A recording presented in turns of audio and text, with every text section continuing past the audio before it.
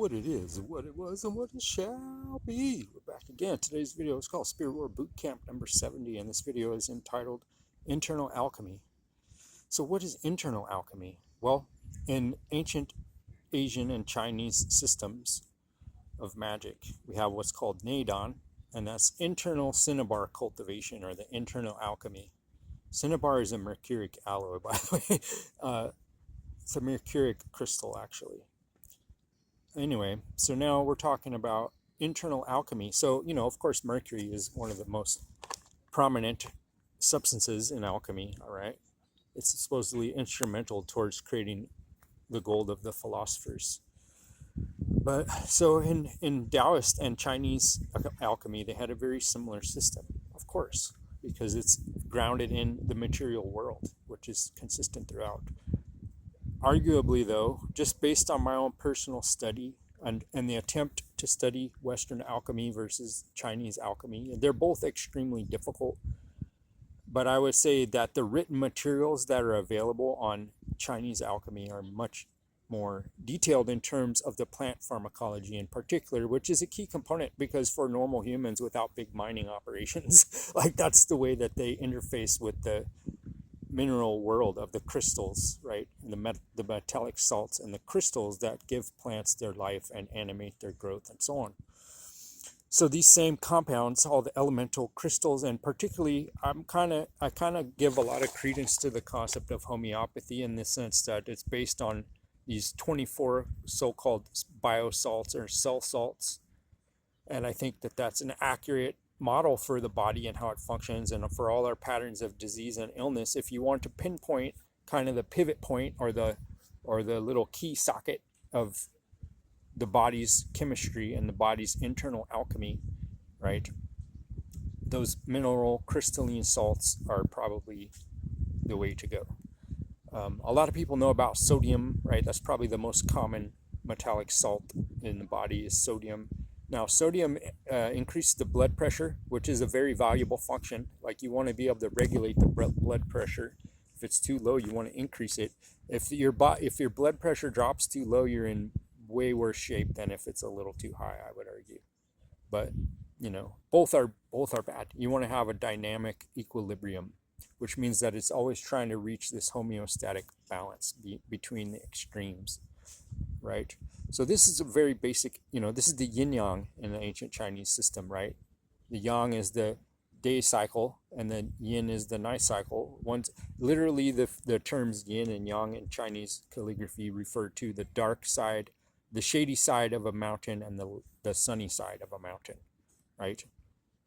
So very key to understanding internal and external alchemy. And that's what I was going to get to. In a way, you could say that the spirit war itself is the place where the internal alchemy meets the external alchemy. And what does that mean? Well, the internal alchemy, as I've alluded so far, has to do with the internal conditions of the human body. And of course, that affects our mental states. It affects our intellectual functioning, our reasoning, as well as all our physical activities are affected by the body chemistry and the internal alchemy, right? So if we want to get into anabolics, we want to build our cells. Sometimes we need catabolics, right? So build and destroy. Like all traditions around the world agree that fasting is extremely important for health and purification. And it's for this very reason, because the fasting process kicks us into catabolysis. And so it's the harvesting and the repurposing, recycling of old decrepit tissue or necrotic tissue or tissue that's just suboptimal functioning. Scar tissue, for instance, gets all harvested and reprocessed during this catabolic fasting process if you carry it on long enough. So these are very basic things that you would need to understand to regulate the internal alchemy of the body, right? Now, how does this connect to external alchemy? Well, if you were to say something like, thimerosal or these mercuric salts that are put into the let's say medical interventions, right? And a lot of it's in the food supply too. There's a lot of mercury, especially the seafood. And so this is a chemical agent, obviously, and in various forms of mercuric salts, it is extremely damaging to the nervous system, which is why they use it. So if you could imagine like the dark alchemists, right?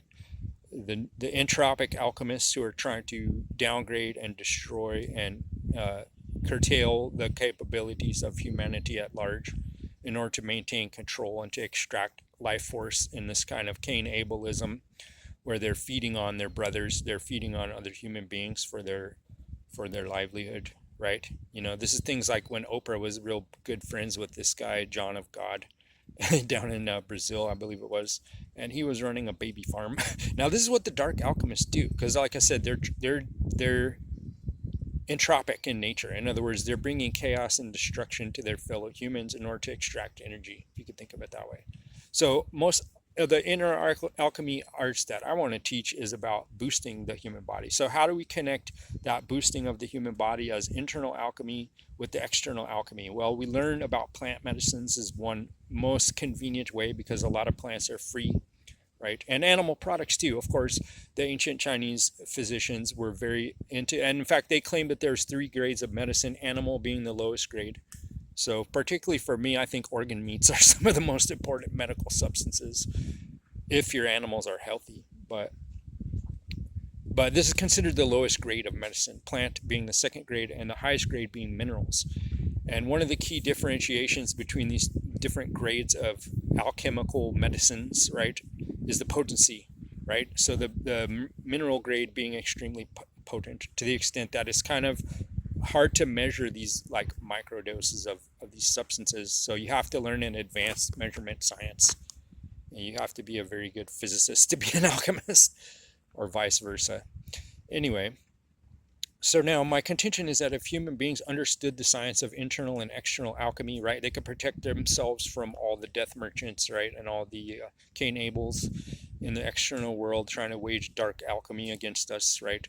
If we have the internal and external alchemy on our own, we can not only protect ourselves, we can heal and bring mental and physical health to our fellow human beings by understanding the mechanics of the human body. Now, alchemy is one level, but there's also a sort of grosser or easier to discern level, which would be things like the physics of our bodies, like blood pressure being one example. Like you could put one of those cuffs on someone and measure their blood pressure, for instance, through these mechanisms, right? That's one thing that's kind of easy to measure relative to, say, the mineral content of a person's blood. And so this is why the Ayurvedic physicians, the Indian physicians, and also the Chinese physicians were not shy about sampling all the human body substances, right? Like my professor who taught me, like he would take a urine sample and he would literally smell it and taste it, and he would like shake it around to understand the contents of the urine, because that is a reflection of the body's health, right? So where do you see that going on in Western? And the same with feces too, you know? They test the feces with the means that are available to everyone, and they learn this diagnostic method. A lot of people find that very bizarre, and I understand that, and I found it bizarre in the beginning until I saw what these practitioners could do. Okay, so now to emphasize the importance of this and try to hopefully motivate people to start looking into this concept of internal alchemy, I'm going to tell you some of the things that I witnessed as a student of this. And from what I heard, okay, the rumors that I heard, I can't, of course, verify their perfect accuracy, but the rumors that I heard is that one of my teachers was the 17th generation imperial physician from Beijing, right? So he was the lineage of someone who had been personal physicians to the highest government officials, dating back, I don't know how many 17 generations, that's probably about 300 years or something like that, you know? So to me, that's significant, but I wouldn't just take that at face value and be like, oh yeah, this guy's legit. But I'm gonna tell you what I saw. I went into him to be diagnosed. I had a bad respiratory pattern that I'd had my whole life. And so during the one season, just like if you open the Neijing and so on, if you open these Chinese classics, the first things they try to tell you about is the pattern of the seasons and how the seasonal rhythms are connected to different types of illnesses and how that correlates. Now, for me, I had a lung-liver pattern that I developed very early in life, I would argue, due to these dark alchemists and their corrupt magic. I had a lifelong parasitic infection in my respiratory tract that produced constant phlegm. So I went to this physician that I'm describing, and he took pulse diagnosis is probably the backbone of all the Chinese diagnostic methods, but they also use iridology, right? They look into the eye, they look at the skin tone, they listen to the voice, they look at the stance, gait, and posture of a person, but they also test their pulse, right? And so doing so using 3 fingers, right? They have an extremely complex system of pulse diagnosis. It's combining the 5 element system with the three dantian system, like upper jiao, middle jiao, lower jiao. So that's these different organ regions in the body, right?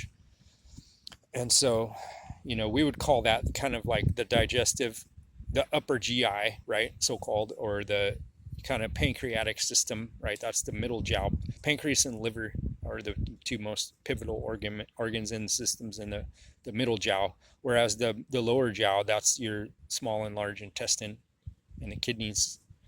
And then the upper jiao, they're getting into different stuff. So you have to understand these different systems, and these are physical systems. Like I said, blood pressure is a physical quantity that you can observe and measure, and the pulse is one reflection of that. But what I saw was the gentleman did this with his fingers. He put them on my hand and he held it there for like a minute. Now while he did this, I could feel his chi projecting up my arm and more or less feeling around the internal organs. Like I literally felt that at a tactile awareness. Okay. And that tripped me out. Like I had never been to one of these guys before, and I experienced that firsthand. Okay. And so I was like, wow, okay. So then he does that maybe a minute. He spends testing my pulse on both sides, right? After doing so, there's 3 red crescents. Like if you could imagine an elongated moon, they're red. So like you would normally you'd think if you put pressure on part of the body, right, that part of the body will collect blood and get red, but that wasn't what was happening at all. This red energy was projecting out of his fingers a distance of, I would say, probably an 1/8 inch at the thin part and to a 1/2 inch at the thick part, okay? Projecting into my body and affecting the capillary circulation at that point, okay? So that in itself is intense, right? And combined with that feeling I had of him projecting his energy inside my body. Now, through this gentleman's instruction and learning the acupuncture meridians from this guy, and I got to the point in my studies where I was do what they call observation hours. So I was in the clinic watching this diagnostic process and learning how it functions, right? And so, and they were doing also treatments in class. So they were practicing and showing you how to work with these meridians on the students in the class, right? And so I saw him do the intake, right? And then I was thinking about what he's because I've been learning these diagnostic systems right at this point. So I'm watching it and I'm trying to understand how it functions. And so then he goes to needle, and then I see something else super crazy. I see this shadow, okay? And I've never seen anything like this before this point, but I see this little vortex, like a shadow, like a little tiny cyclone or whirlwind. And I see it move down the arteries and down the biomechanical system of the body, down the forearm to the wrist, right? I see this swirling thing go, and then it gets to a point and then it stops. And as soon as it stopped right there, the doctor takes his needle and puts it right at the center of that spot that I just saw move down this lady's arm, dude.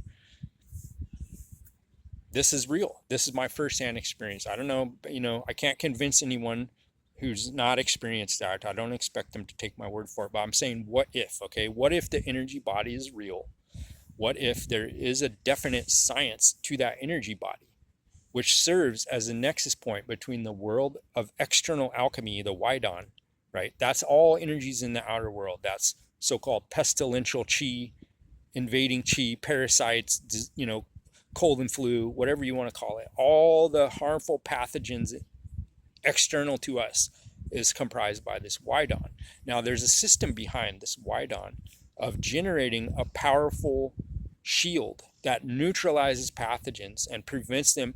If you think about it, our body does that all the time. That's kind of like what a callus is, right? If your body's going under pressure, the skin will thicken at that point. You'll get calluses on your fingers if you play guitar, for instance, or all kinds of work will produce that by repetitive motions, right? But so that's the physical shielding, right? But there's also an external energetic shielding, right? So that's a very key element to allow us to have a hermetically sealed internal system so that we can work on and develop our own internal alchemy and learn to communicate between the body systems and observe the health of the physical body in order to optimize it by using the knowledge of internal alchemy, mineral salts, plant medicines, animal medicines, right? All the above, harmonizing, balancing through the science of internal alchemy to subvert, defend, and correct all the deficits that are being caused by the Cain ableism that's affecting us.